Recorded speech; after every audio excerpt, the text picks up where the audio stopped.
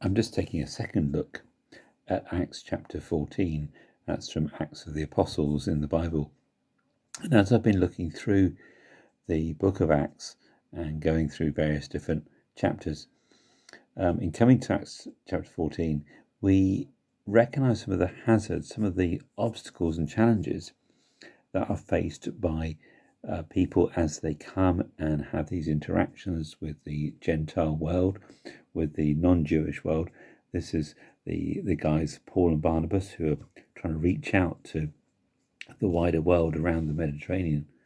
And they come to Lystra and Derbe, and they see a miracle happen. God works in an incredible way. And then they have this problem that comes up.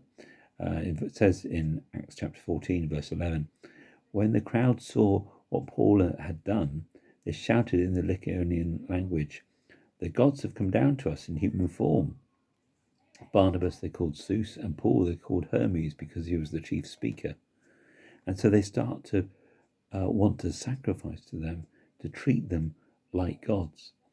And it's easy to adulate people. And in this culture, of course, there was a lot of worship of not only deities, but also of the Caesars.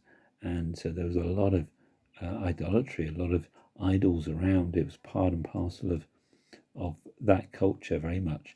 And people worship many things. And often, in one sense, humanism can quickly, even in Western culture, humanism can quickly become a form of idolatry. We make everything measured by man, and we idolize people. We look to individuals to solve our problems, to be our heroes, to sort out all our political mess, for individuals to perhaps be the spokesperson of our culture and have all the answers.